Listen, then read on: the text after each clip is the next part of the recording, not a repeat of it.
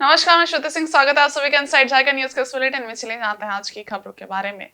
उड़ीसा के पूर्व राज्यपाल और झारखंड के पूर्व मुख्यमंत्री रघुवर दास ने शुक्रवार को बीजेपी प्रदेश कार्यालय में आयोजित सदस्यता ग्रहण समारोह में दोबारा पार्टी की सदस्यता ग्रहण की।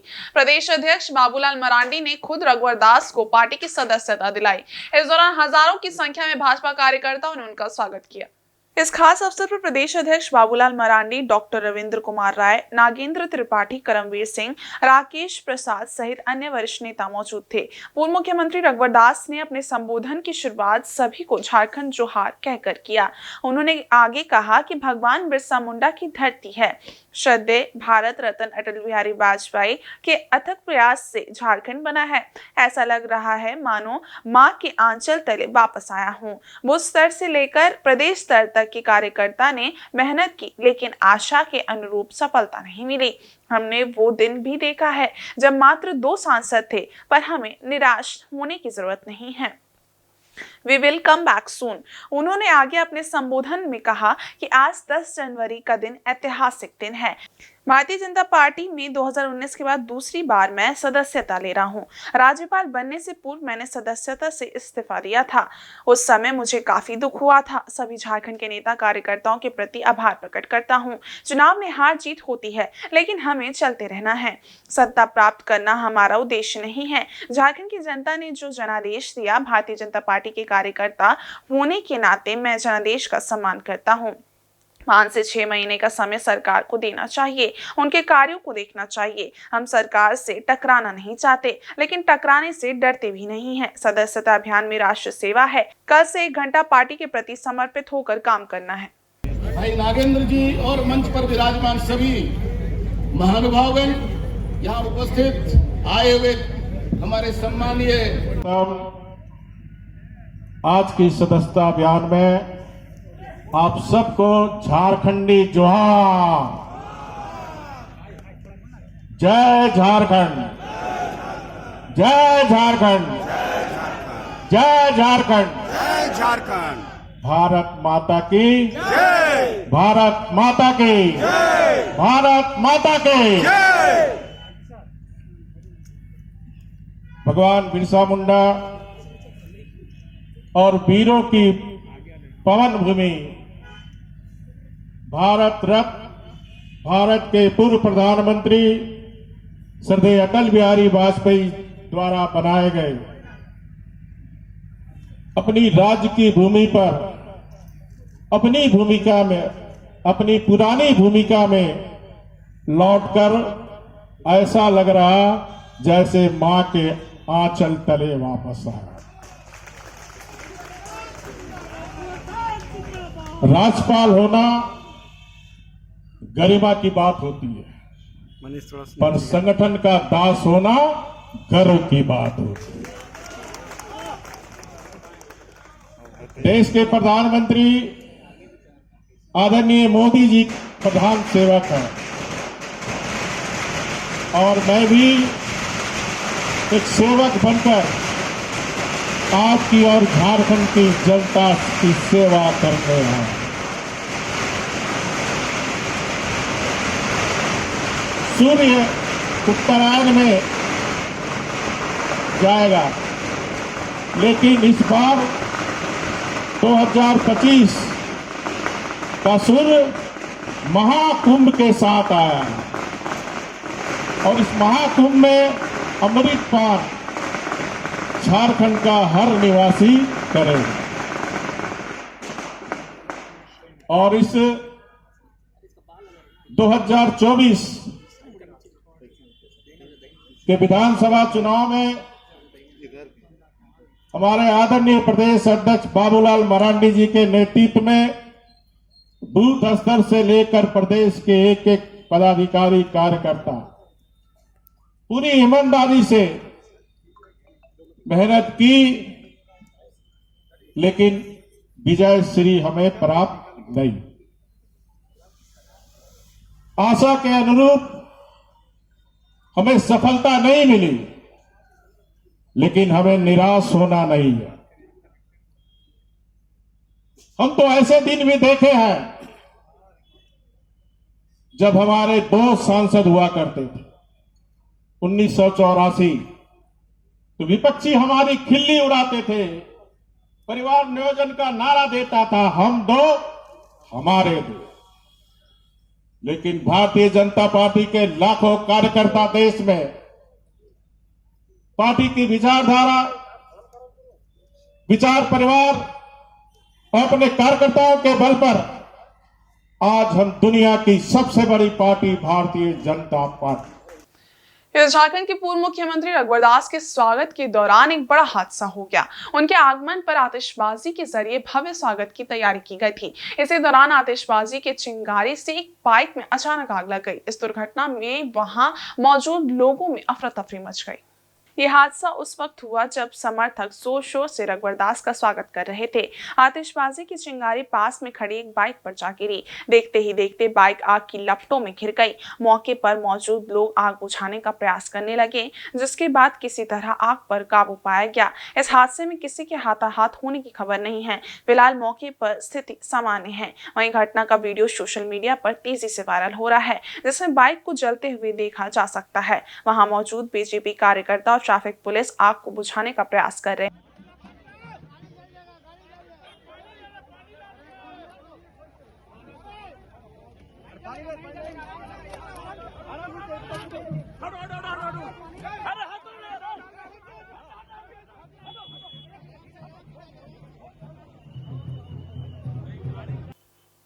इधर भारतीय जनता पार्टी के वरिष्ठ नेता रघुवर दास ने कहा है कि झारखंड के लिए घुसपैठ और धर्मांतरण एक बड़ी चुनौती बनकर सामने आई है। वर्तमान समय में झारखंड की असीम संस्कृति और परंपरा पर चारों तरफ से हमला किया जा रहा है। भाजपा की सदस्यता ग्रहण करने के बाद प्रदेश कार्यालय में आयोजित संवाददाता सम्मेलन को संबोधित करते हुए रघुवर दास ने कहा कि घुसपैठ की समस्या कानून व्यवस्था के लिए खतरनाक स्थिति उत्पन्न कर रही है, जबकि लोगों को लालच और भय दिखाकर धर्मांतरण करना संविधान के खिलाफ है। उन्होंने कहा कि झारखंड देश का पहला राज्य है जहां उनके शासनकाल में PLFI पर प्रतिबंध लगाया था। राजनीतिक वोट बैंक की वजह से झारखंड में ये संगठन एक बार फिर से अपनी गतिविधियां बढ़ा रहा है। उन्होंने कहा कि विधानसभा चुनाव में गठबंधन की सरकार को जनादेश मिला है, जिसका पार्टी सम्मान करती है। वहीं चुनाव में भाजपा को विपक्ष में बैठने का अधिकार मिला है। रघुवर दास ने कहा कि वर्तमान राज्य सरकार जन आदेश का सम्मान करते हुए अपने चुनावी वादे को पूरा करे। एक मजबूत विपक्ष होने के नाते भारतीय जनता पार्टी राज्य सरकार के कामकाज को 6 महीना तक आकलन करेगी। यदि सरकार अपने वादे को पूरा नहीं करती है तो 6 महीने बाद भारतीय जनता पार्टी सड़क से सदन तक सरकार की नीतियों का विरोध करेगी। संवाददाता सम्मेलन के दौरान रघुवर दास ने संगठन से दोबारा जुड़ने पर अपनी प्रसन्नता व्यक्त की। उन्होंने कहा कि वो मूल रूप से संगठन से जुड़े एक कार्यकर्ता हैं। उन्हें कभी किसी पद की लालसा या महत्वाकांक्षा नहीं रही है।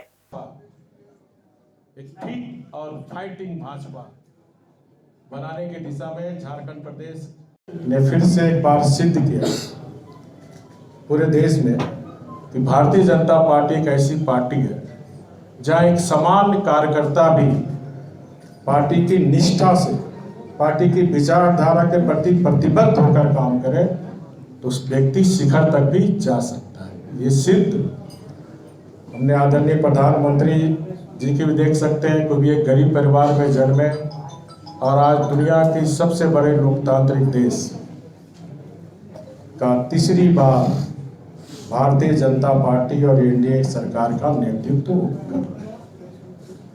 तो आज मैं काफ़ी खुश हूँ क्योंकि मैं मूलतः संगठन का ही कार्यकर्ता रहा और संगठन के कार्य करने में मुझे बहुत मजा आता है। पार्टी ने जिम्मेदारी जो भी दी उसको मैंने बखूबी निभाने का काम किया। तो मेरी आपका जो प्रश्न जिज्ञासु होगा आपके मन में, रांची में एक बार फिर हॉकी खिलाड़ियों का जमावड़ा लगने वाला है। यहां 12 जनवरी से मरांगोम के जयपाल सिंह एस्ट्रोटर्फ स्टेडियम में महिला हॉकी इंडिया लीग का आयोजन होने जा रहा है।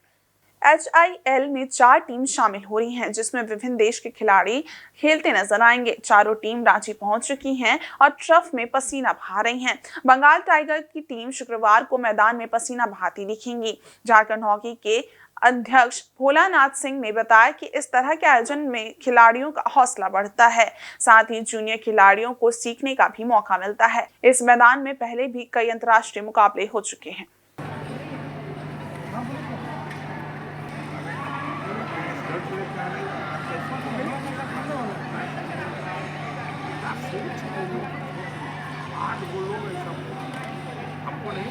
हाँ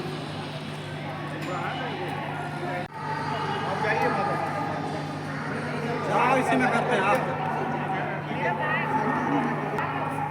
सुनील चल यही सब दो धूप करते हैं एक मिनट बॉक्स लेके जाके इधर तरुण को हैंड ओवर तरुण को दे देना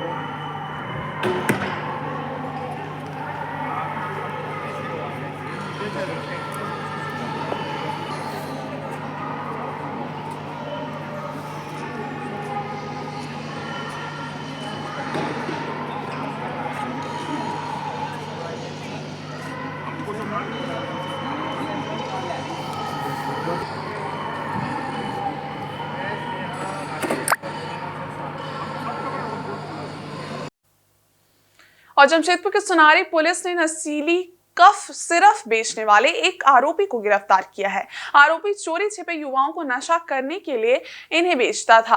पुलिस ने आरोपी के खिलाफ एनडीपीएस एक्ट और उत्पाद अधिनियम के तहत मामला दर्ज कर न्यायिक हिरासत में भेज दिया है। गिरफ्तार आरोपी मोनी बोरकर उर्फ गौतम बोरकर खूंटाडीह क्षेत्र का रहने वाला है। ये युवाओं को नशे के खिलाफ कफ सिरफ बेचता था।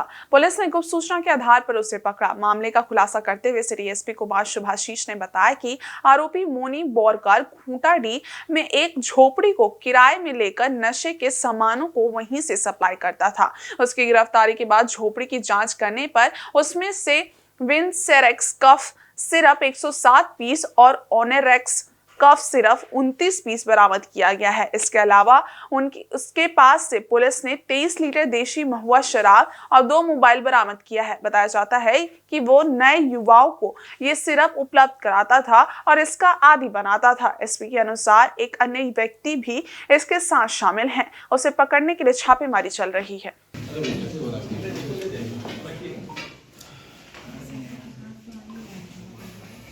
प्रेस कॉन्फ्रेंस दिनांक 10/1/2025 को शाम में वरीय पुलिस अधीक्षक महोदय को गुप्त सूचना मिली थी कि एक व्यक्ति द्वारा कोडीन फॉस्फेट के सिरप्स को उसको थोड़े बड़े पैमाने पे वो उसकी तस्करी कर रहा था, बेच रहा था लोगों को। इसमें दिक्कत ये होता है कि ये नार्कोटिक सब्सटेंस है और इसके नशे में आके एक तो ऑलरेडी नशा एक प्रॉब्लम हो जाता है, बट इसके कारण लोग और सारे क्राइम्स भी कर सकते हैं, जैसे कहीं छिनतई हो गया, लूट हो गया, गोलीबारी हो गई, ये सब हो गया। तो इसके लिए हमने एक टीम बनाई जिसमें लीडर हमारे डीएसपी हेडक्वार्टर 2 थे, श्री निरंजन तिवारी जी, और उसके बाद हमने इसमें कार्रवाई की। तो खूंटाडीह में रहने वाले व्यक्ति हैं, इनका नाम है मोनी बोरकर उर्फ गौतम बोरकर। ये खूंटाडीह सोनारी के रहने वाले हैं। इन्होंने किराए पे एक झोपड़ी लिया था जिसमें हमने रेड जब किया तो इनको वहाँ पे गिरफ्तार किया और उसके साथ हमने कुल 136 पीस कफ सिरप बरामद किया है, जिसमें 107 विनसेरेक्स के हैं और 29 पीस ओनेरेक्स कंपनी के हैं। इसमें कोडीन फॉस्फेट होता है जो कि एक नार्कोटिक सब्सटेंस होता है, तो ये मादक पदार्थ होता है। इसके अलावा हमने 23 लीटर देशी महुआ शराब भी बरामद किया है और 2 मोबाइल फोन बरामद किया है। कुल जो हमारी बरामदगी की वैल्यू है वो अप्रोक्सीमेटली 50,000 है और इसमें भी हम लोग आगे कार्रवाई कर रहे हैं ताकि पूरे चेन को समझा जा सके। सरायकेला में कृषि पशुपालन एवं सहकारिता विभाग द्वारा 16 जनवरी को जिला कृषि कार्यालय प्रखंड नर्सरी परिसर में जिला स्तरीय कृषि मेला का आयोजन किया जाएगा। इसमें जिले के 5000 से अधिक किसान शामिल होंगे और कृषि के आधुनिक तकनीकी से रूबरू होंगे।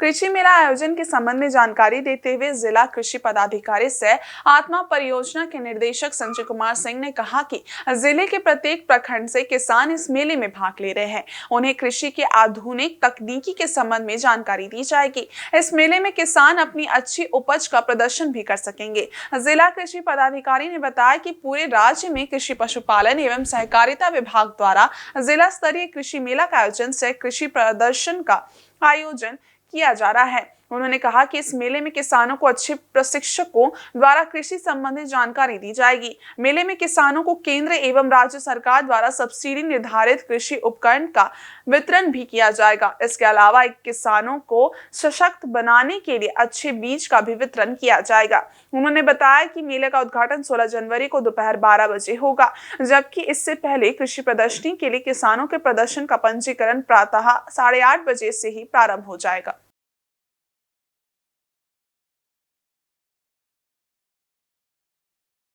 जो भी किसान यहाँ आएंगे जी सभी कंपनी जो भी अपने अच्छे अच्छे कंपनी रहेंगे उसका स्टॉल लगेगा। जी तो और उसको जो नया टेक्नोलॉजी है खेती करने को उसको प्रदर्शित किया जाएगा। पहला ये है। दूसरा है कि सर कि जो भी प्रगतिशील किसान इस जिला में हैं जो अच्छे खेती करते हैं जी वो अपने प्रदर्शन लेके आएंगे जी और यहाँ के जो एक्सपर्ट सब जो विभिन्न विभाग के एक्सपर्ट हैं उनका मूल्यांकन होगा कि उनका मूल्यांकन हो और जो फर्स्ट सेकंड जो होंगे उनको प्रशस्ति पत्र के साथ उसको सम्मानित किया जाएगा सर। और सरायकेला जिले में सड़क सुरक्षा माह के तहत यातायात पुलिस ने विशेष अभियान शुरू किया है। गामरिया थाना मोड़ से टोल ब्रिज और कंदर बेड़ा चौक से चांडिल गोल चक्कर तक सड़क किनारे खड़े भारी वाहनों को चिन्हित कर उनसे जुर्माना वसूला जाएगा। यातायात प्रभारी अजय तिवारी ने वाहन चालकों को सख्त चेतावनी देते हुए बताया कि पुलिस अधीक्षक के निर्देश पर भारी वाहनों को सड़क किनारे खड़ा करने से रोकने के लिए ये कदम उठाया गया है। उन्होंने कहा कि सड़क किनारे पड़ाव करने वाले वाहनों पर सख्त कार्रवाई की जाएगी। सड़क सुरक्षा अभियान का उद्देश्य के तहत 2 पहिया वाहन चालकों को हेलमेट पहनने और 4 पहिया वाहन चालकों को सीट बेल्ट लगाने के लिए प्रेरित किया जा रहा है। ड्रिंक एंड ड्राइव पर नकेल वाहन चालकों को शराब पीकर वाहन न चलाने की सख्त हिदायत दी जा रही है। सड़क किनारे पार्किंग पर प्रतिबंध, सड़क पर वाहनों की अव्यवस्थित पार्किंग से यातायात में रुकावट और हादसों को रोकने के लिए ये कार्रवाई हो रही है। अजय तिवारी ने बताया कि सड़क सुरक्षा माह 31 जनवरी तक चलेगा। इसके तहत जिले में एक बड़े अभियान की योजना बनाई जा रही है। ट्रैफिक नियमों के उल्लंघन पर सख्ती बढ़ती जाएगी। यातायात पुलिस की इस पहल का उद्देश्य सड़क दुर्घटनाओं को कम करना और यातायात को सुचारू बनाए रखना है। प्रमुख है कि हम लोग इस माह जो है राष्ट्रीय सड़क सुरक्षा माह पूरे जनवरी जो है एक अभियान चला है कि जिसमें कि लोगों को जागरूक करना है कि सड़क सुरक्षा में क्या क्या आपको सावधानी बरतना है कि आप हेलमेट लगा के चलिए, सीट बेल्ट लगा के चलिए, नशा पान कर गाड़ी मत चलाइए। इसके लिए हम लोग जागरूकता अभियान चला रहे हैं और इसमें हम लोग जगह जगह स्कूल वगैरह में भी, कॉलेज स्कूल जगह जगह ढाबा वगैरह पर जो चालक रहते हैं उन लोगों को भी खड़ा करके और उन लोगों से भी बात करके उन लोगों को भी हम लोग जागरूक करते हैं कि आप सड़क चला रहे हैं, ड्राइविंग कर रहे हैं तो क्या क्या सुरक्षा के मानकों का प्रयोग करना है। प्लस इसके लिए हम लोग जो है एक सड़क के सुरक्षा के लिए एक हम लोग जागरूकता रैली भी निकालेंगे बहुत जल्द और विभिन्न कार्यक्रम हम लोग का चल रहा है। जैसे कल ही CCR में जो है वहाँ पर एक फ्री आई टेस्ट किया गया था चालकों के लिए कि जो भी उस रोड से गुजर रहे थे चालकों से अनुरोध करके और उनका आई टेस्ट कराया जा रहा था फ्री में, वो भी अभियान चला। फिर जो है हम लोग जगह जगह इस तरह का अभियान। वहीं जमशेदपुर के साक्षी स्थित नेताजी सुभाष मैदान की साफ सफाई, सौंदर्यीकरण एवं नेताजी की प्रतिमा का रंग रोगन करने की मांग बंग बंधु संस्था ने की है। इसे लेकर संस्था ने जमशेदपुर अक्षेश को एक मांग पत्र सौंपा है। शुक्रवार को संस्था के सदस्य नेताजी की प्रतिमा स्थल पर पहुंचे और प्रतिमा की सफाई की। इसके साथ ही आसपास पसरे गंदगी को देखकर अपनी नाराजगी भी प्रकट की। संस्था की अध्यक्ष अपर्णा गुहा ने कहा कि आगामी 23 जनवरी को नेताजी की जयंती है, लेकिन उनके नाम के इस मैदान की स्थिति दयनीय है। मैदान एवं प्रतिमा स्थल पर गंदगी भरी हुई है। इसके ठीक बगल में स्थिति हाई मास्ट लाइट भी खराब पड़ी हुई है। साथ ही प्रतिमा स्थल का गेट खुला रहने के कारण कई लोग प्रतिमा के आसपास गंदगी फैला देते हैं। उन्होंने कहा कि नेताजी सुभाष के नाम पर ये मैदान है, लेकिन यहाँ सालों भर गंदगी रहती है जिस पर किसी का ध्यान ही नहीं है। इन सभी तमाम समस्याओं से अक्षेश को अवगत करवाया गया है और इसके समाधान की मांग की गई है, अन्यथा आगे उग्र आंदोलन की चेतावनी भी दी। इस मौके पर अपर्णा गुहा के अलावे विनोद डे, नांटू सरकार एवं प्रसन्नजीत सरकार उपस्थित थे।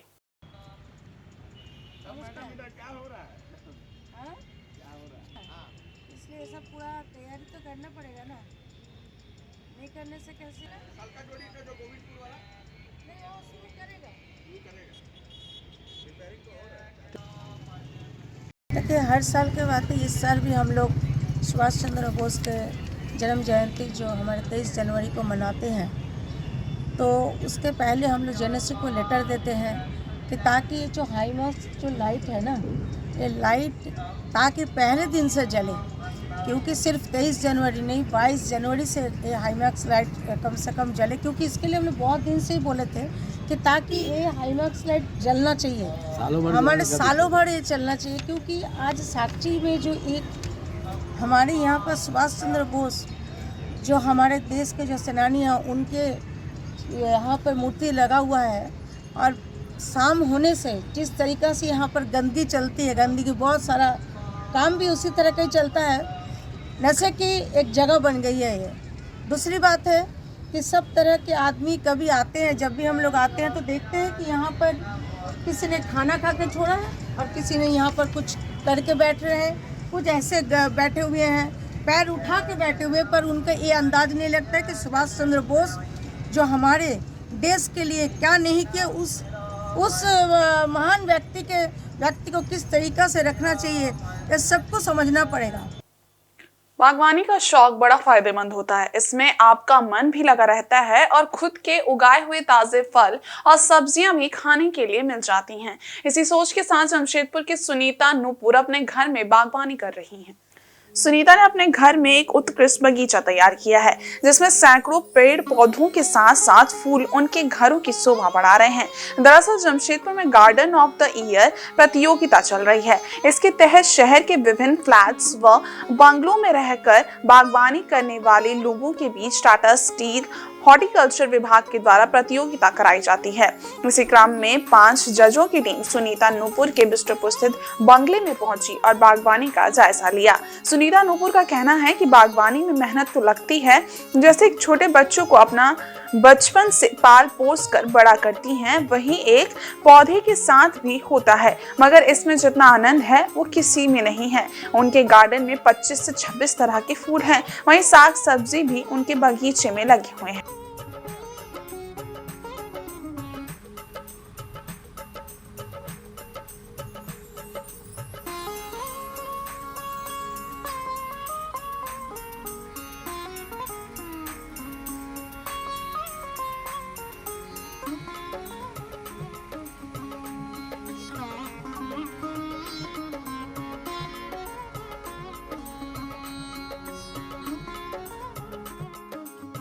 देखिए, मेहनत तो बहुत लगती है, क्योंकि जैसे एक छोटे बच्चे को आप जन्म के बाद धीरे धीरे पाल पोस के बड़ा करते हैं, वही पौधों के साथ भी होता है, लेकिन इसमें जितना आनंद है वो किसी और चीज़ में नहीं मिलेगा।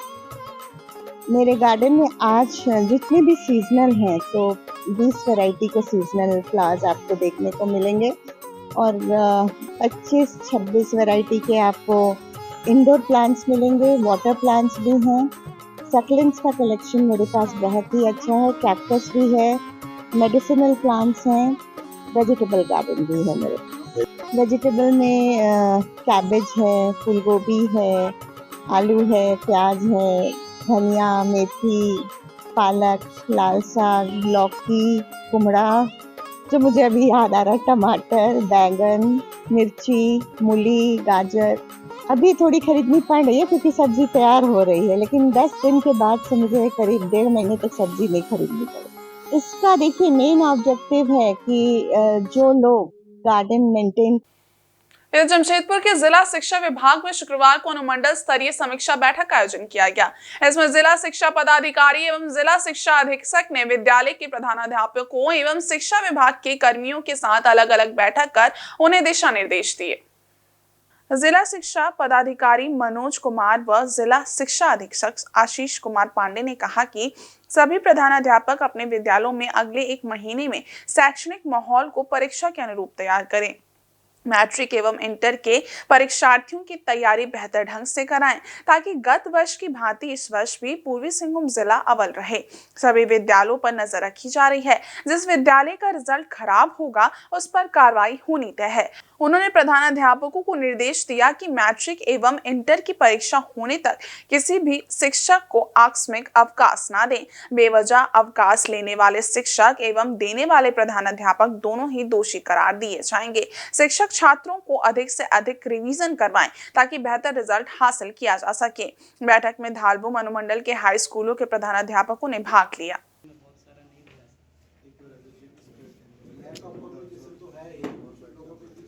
जिला स्तरीय शिक्षा विभाग की समीक्षात्मक बैठक हम लोग रखे हुए हैं। परसों हम लोगों ने जो है वो घाटशिला अनुमंडल का रखा हुआ था। आज हम लोग धालबुम मंडल का जो है वो बैठक रखे हुए हैं। इसमें हमारे विभाग के जितने भी एजेंडे होते हैं उसके ऊपर सभी ब्लॉक के BO, BPO, BRP, CRP, MIS, accountant के साथ में समीक्षा कर रहे हैं, क्योंकि हमारा वित्तीय वर्ष नज़दीक आने वाला है, समाप्त होने वाला है। बहुत सारे ऐसे मुद्दे हैं जिनके ऊपर काम अभी हम लोगों का थोड़ा सा वो पेंडिंग पड़ा हुआ है। इसी के ऊपर हम लोग जो है सबको अपना अपना क्षेत्र में, संकुल में, ब्लॉक में सबको जिम्मेदारी जो तय की गई है, उसी को लेकर हम लोग की समीक्षा बैठक है। 13 तारीख को DC सर के द्वारा जिला स्तरीय शिक्षा विभाग की समीक्षा बैठक रखी गई है। उसके पूर्व हम लोग अपने स्तर से सभी चीज़ों का एक मॉनिटरिंग करने का प्रयास करें। सभी जितने भी, चाहे वो बैंक अकाउंट का मुद्दा हो, चाहे वो हमारा साइकिल वितरण का मुद्दा हो, स्कॉलरशिप का मुद्दा हो, स्कूल ग्रांट का मुद्दा हो, यूडाइस प्लस का मुद्दा हो, ड्रॉप आउट हो, सुपंजी अपडेट करने का मुद्दा हो, वो सभी इस विषय में। वहीं पूर्वी सिंहभूम जिले में 26 जनवरी को आयोजित होने वाले गणतंत्र दिवस समारोह को लेकर प्रशासन ने तैयारियां तेज कर दी हैं। इस अवसर पर सुरक्षा, यातायात और कार्यक्रमों की व्यवस्था को लेकर उपायुक्त की अध्यक्षता में एक महत्वपूर्ण बैठक आयोजित की गई। बैठक में जिला प्रशासन के उच्च अधिकारियों और पुलिस अधिकारियों ने भाग लिया और गणतंत्र दिवस समारोह की सफलता के लिए जरूरी दिशा निर्देश दिए गए। उपायुक्त ने कहा कि इस बार गणतंत्र दिवस के कार्यक्रम को और भव्य और यादगार बनाने की योजना बनाई गई है। उन्होंने सभी संबंधित विभागों को निर्देश दिया कि वे समयबद्ध तरीके से अपनी तैयारियां पूरी करें। बैठक में मुख्य रूप से मुख्य समारोह स्थल पर सुरक्षा व्यवस्था, फ्लैग होस्टिंग की प्रक्रिया, सांस्कृतिक कार्यक्रम और गणतंत्र दिवस परेड की तैयारियों पर चर्चा की गई। इसके अलावा यातायात की व्यवस्था, ट्रैफिक कंट्रोल और लोगों की सुरक्षा के उपायों पर भी गहरा विचार विमर्श किया गया। उपायुक्त ने सभी विभागों से ये सुनिश्चित करने को कहा कि कार्यक्रम के दौरान कोई अव्यवस्था न हो और हर किसी को कार्यक्रम का पूरा लाभ मिले। साथ ही नागरिकों की सुरक्षा के लिए अतिरिक्त पुलिस बल की तैनाती और आपातकालीन सेवाओं की तैयारी को लेकर भी विशेष निर्देश दिए। इसके अलावे उन्होंने जिले के सभी स्कूलों, कॉलेजों और सरकारी संस्थाओं को भी गणतंत्र दिवस समारोह में सक्रिय भागीदारी के लिए प्रेरित किया। सांस्कृतिक कार्यक्रमों, खेल गतिविधियों और अन्य आयोजनों के लिए भी विभागों को आदेश दिए गए हैं। बैठक में अन्य प्रशासनिक अधिकारी, पुलिस और सुरक्षा कर्मी भी मौजूद रहे, जिन्होंने अपने अपने विभागों की तैयारियों की रिपोर्ट प्रस्तुत की। समारोह की ये बैठक का आयोजन किया गया। 26 जनवरी को जो हमारा गणतंत्र दिवस का समारोह है वो भोपाल मैदान में किया जाएगा। इस संबंध में सभी पदाधिकारियों को निर्देश दिए गए। वहाँ पर बैठने की व्यवस्था, खान पान की व्यवस्था, साथ ही शौचालय इत्यादि की व्यवस्था, झांकियाँ भी पूर्व वर्षों की भांति निकाली जाएंगी और वो अच्छी संख्या में और आकर्षक हो, इसको मनाने के लिए निर्देश दिया गया। सभी हमारा जो बाल संप्रेषण गृह है, बाल गृह, ओल्ड एज होम इत्यादि में DSWO को और सभी जेलों में सभी कैदियों को मिष्ठान जो है डिस्ट्रीब्यूट करने के लिए जेल अधीक्षक को डायरेक्शन दिया गया। इसके अलावा हमारा पूर्व संध्या में सांस्कृतिक संध्या कार्यक्रम रहेगा जो कि 25 तारीख को रहेगा। सभी जिलावासी 26 जनवरी को पूरी भावना के साथ बनाएं, यही हमारा उद्देश्य है और हम लोग उसको पूर्व वर्षों की भांति भोपाल मैदान में इस बार भी संपन्न करेंगे। सर, पूरी संध्या जो कार्यक्रम वो कहाँ होगा सर? वो टाउन हॉल में किया जाएगा। इधर रांची पुलिस को एक और सफलता हाथ लगी है। पुलिस ने 2 फरार अपराधियों को गिरफ्तार किया है। इनमें राशिद अंसारी और चीकू देवा उर्फ समद मेराज शामिल हैं। इस बात की जानकारी रांची के SSP चंदन कुमार सिन्हा ने गुरुवार को प्रेस कॉन्फ्रेंस कर दी। SSP ने बताया कि राशिद पिछले 6 सालों से फरार चल रहा था। वो 2018 में चर्चित चावल व्यवसायी नरेंद्र सिंह होरा की हत्या में शामिल था। कोर्ट ने उसे हत्याकांड में दोषी पाया था। इसके बाद राशिद को आजीवन कारावास की सजा सुनाई गई थी। साथ ही 10,000 रुपए का जुर्माना भी लगाया गया था। इसके बाद से ही अपराधी राशिद फरार चल रहा था। राशिद के खिलाफ लोअर बाजार थाना में हत्या व आर्म्स एक्ट के तहत मामला दर्ज किया गया था। राशिद डोरंडा थाना के दर्जी मोहल्ला का रहने वाला है। इस हत्याकांड में शामिल सभी अपराधियों को कोर्ट ने दोषी पाते हुए सजा सुनाई थी। सभी अपराधी वर्तमान में जेल में हैं। डोरंडा क्षेत्र के 2 बड़े अपराध कर्मियों को गिरफ्तार किया गया है। एक जो गिरफ्तारी हुई है वो राशिद की गिरफ्तारी हुई है। वर्ष 2018 में रोस्पा टावर में एक व्यवसायी थे चावल व्यवसायी नरेंद्र सिंह, उनका मर्डर किया गया था और पैसा भी लूटा गया था फिरोजपुर टावर में। 2018 की घटना थी, उसमें ट्रायल चला और ट्रायल में इस राशिद को आजीवन कारावास की सज़ा सुनाई गई थी, लेकिन ये फरार था, सज़ा से भाग रहा था। इनपुट मिलने पर इसे गिरफ्तार किया गया है। अब इसे आजीवन कारावास की सज़ा आरंभ होगी इसकी। और दूसरा जो क्रिमिनल है वो समद मेराज है उर्फ चिंकू देवा, ये भी आर्म सेक्ट का आरोपित है, पहले इसमें भी फरार था, ये वो गिरफ्तार हुआ है। और ये जो समद है ये 2013 में एक छोटू गद्दी के भाई की हत्या हुई थी, उसमें भी ये आरोपित रहा था और उसमें भी इस पर ट्रायल चला था। ये दोनों बड़े क्रिमिनल हैं जिसकी गिरफ्तारी रांची पुलिस ने की है। और पुलिस ने अपराधी चीकू देवा उर्फ मेराज समद को भी दबोचा है। वो डोरंडा थाना के नाई मोहल्ला यूनुस चौक का रहने वाला है। चीकू के खिलाफ डोरंडा थाना में आर्म्स एक्ट के तहत FIR दर्ज है। चीकू भी बीते 2 सालों से फरार चल रहा था। अपराधी को दबोचने के DIG और रांची SSP के निर्देश दिया था। गुप्त सूचना के आधार पर अपराधी को दबोच दिया। इसके बाद पूछताछ में ये जानकारी सामने आई कि चीकू हत्याकांड का भी आरोपी है। वो 2013 में चर्चित छोटू गद्दी हत्याकांड में शामिल था। राजधानी रांची के नामकुम में CPI का 3 दिवसीय राज्य स्तरीय सम्मेलन गुरुवार को शुरू हुआ। सम्मेलन के पहले दिन शहीदों को श्रद्धांजलि दी गई। इसमें मुख्य रूप से पार्टी की पॉलिट ब्यूरो सदस्य वृंदा करात की भी उपस्थिति रही। मार्क्सवादी कम्युनिस्ट पार्टी का 8वां झारखंड राज्य सम्मेलन ATC नामकुम में पूर्व केंद्रीय कमेटी सदस्य GK बख्शी के द्वारा पार्टी का लाल झंडा फहराकर किया गया। इसके बाद पूर्व महासचिव सीताराम येचुरी, पश्चिम बंगाल के पूर्व मुख्यमंत्री बुद्धदेव भट्टाचार्य, राज्य कमेटी सदस्य शहीद सुभाष मुंडा सहित पार्टी के अन्य दिवंगत नेताओं के प्रति शहीद बेदी पर माल्यार्पण कर श्रद्धांजलि अर्पित की गई। इससे पूर्व नामकुम के सदाबहार चौक से सैकड़ों किसान मजदूरों ने लाल झंडा हाथों में लेकर एक जुलूस निकाला। राज्य सम्मेलन का विधिवत उद्घाटन करते हुए पार्टी की झारखंड प्रभारी और पॉलिट ब्यूरो सदस्य वृंदा करात ने कहा कि झारखंड में सांप्रदायिक और फासीवादी ताकतों को राज्य की जनता ने नकार दिया है। दिल्ली के चुनाव में भी भारतीय जनता पार्टी को झारखंड जैसा ही झटका लगने वाला है। चुनौतियों को रेखांकित करेंगे और अपनी रणनीति बनाएंगे कि इस्लाम को कैसे आगे हम लेकर जा सकते हैं। झारखंड में भी तमाम इकाइयों, जिला कमेटियों की, लोकल कमेटियों की सम्मेलनों के बाद मोदी का राज आया है, उसके बाद जो हम लोग लड़ रहे हैं लड़ाई अलग-अलग चरणों में अलग-अलग तरीकों हमारी पार्टी दूसरी पार्टी जा रही है और झारखंड में नहीं है। हम तमाम लेफ्ट पार्टी और अन्य पार्टी जो भाजपा के खिलाफ लड़ रही है मिलकर यहाँ त्याग और कुर्बानी और संघर्ष के आधार पर सदस्यता दी जाए और सबका बराबर का अधिकार है इस पार्टी की लाइन को तय करना। वहीं पूर्वी सिंहभूम जिला पुलिस के 15 SI की प्रोन्नति इंस्पेक्टर से की गई है। गुरुवार को SSP कार्यालय में SSP किशोर कौशल और प्रशिक्षु IPS ऋषभ त्रिपाठी ने प्रोन्नत इंस्पेक्टरों को बैज पहनाकर सम्मानित किया।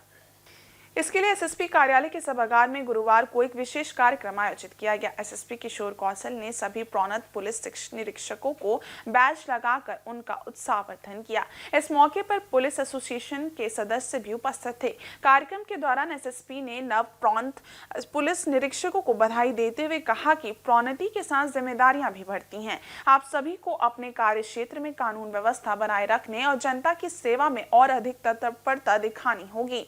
आपकी मेहनत और निष्ठा से ही पुलिस विभाग का नाम रोशन होता है। जिले के 15 पुलिस निरीक्षक पदोन्नत हुए हैं, जिनमें से 2 जमशेदपुर में ही तैनात रहेंगे, जबकि 13 अन्य अधिकारियों को विभिन्न जिलों में स्थानांतरित किया गया है। कार्यक्रम में मौजूद अधिकारियों और कर्मचारियों ने भी इन नव प्रोन्नत पुलिस निरीक्षकों को बधाई दी और उनकी सफलता की कामना की।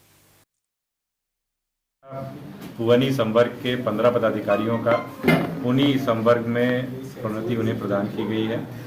उसी क्रम में जो है इन सभी पदाधिकारियों की आज रीबिंग सेरेमनी यहाँ पर किया गया, जिसमें उनको स्टार लगा करके उनको एक तरीके से कह सकते हैं प्रतीकात्मक तौर पर उनकी प्रोन्नति को एक तरीके से सराहा गया है यहाँ पर। और इन सबको जमशेदपुर जिला बल की तरफ से ढेर सारी शुभकामनाएं। उसमें से कुछ पदाधिकारी इसी ज़िले में बने रहेंगे, कुछ का यहाँ से स्थानांतरण भी हुआ है, लेकिन अंततः सभी झारखंड पुलिस के अंग हैं और बड़ी जिम्मेवारी इन लोगों को मिली है।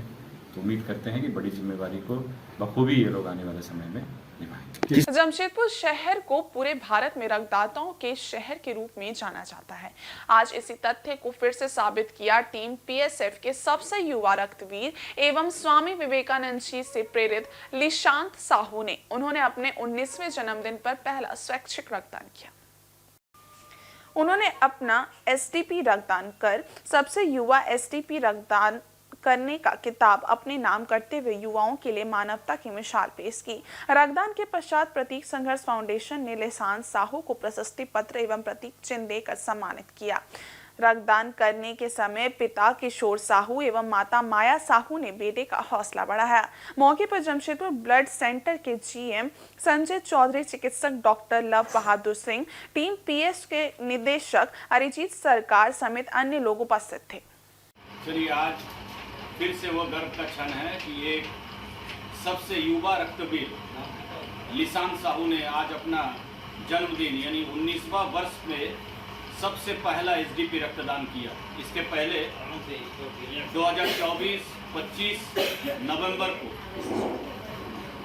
अपने कॉलेज अमेठी रायपुर में इन्होंने स्वैच्छिक रक्तदान किया था और उसके बाद से ही इन्होंने संकल्प लिया था कि नियमित रूप से इस रक्तदान को आगे जारी रखेंगे और आज इसी के साथ अपने जन्मदिन पर यानी 9 जनवरी 2025 पूरा 19 वर्ष के दिन इन्होंने अपना पहला एसडीपी रक्तदान यानी सिंगल डोनर प्लेटलेट्स का रक्तदान करना शुरू किया। सही में युवाओं के लिए एक प्रेरणा स्रोत का काम कर गया आज लिशांत साहू का ये एसडीपी रक्तदान। अखिल विश्व गायत्री परिवार का ज्योति कलश यात्रा गुरुवार को सरायकेला खरसावां जिला के ईचागढ़ प्रखंड क्षेत्र में पहुंचा। ज्योति कलश का जगह जगह स्वागत किया गया। आदारडी चौक में गायत्री यज्ञ आयोजित हुआ, वहीं मिलन चौक श्री राम मंदिर प्रांगण में भी दीप यज्ञ किया गया। श्रद्धालुओं ने सर्वप्रथम ज्योति कलश की आरती उतारी। अखंड ज्योति का 100 वर्ष पूरा होने के उपलक्ष्य में ज्योति कलश यात्रा का शुभारंभ किया गया है, जो शांति कुंज हरिद्वार से चलकर पूरे देश में भ्रमण कर रही है। बताया गया कि 1926 को माता भगवती देवी शर्मा के जन्म दिवस से गुरुदेव श्री राम शर्मा आचार्य द्वारा अखंड दीप प्रज्वलित किया गया था, जो आज भी अखंड रूप से प्रज्वलित है। वहीं पुजारी सुषमा पात्रा ने बताया कि गुरुदेव पंडित श्री राम शर्मा आचार्य के द्वारा स्थापित अखंड ज्योति का भ्रमण पूरे भारत वर्ष में किया जा रहा है, जो आज ईचागढ़ क्षेत्र में पहुंचा है। उन्होंने कहा कि विचार क्रांति अभियान का ये कार्यक्रम वरदान साबित होगा।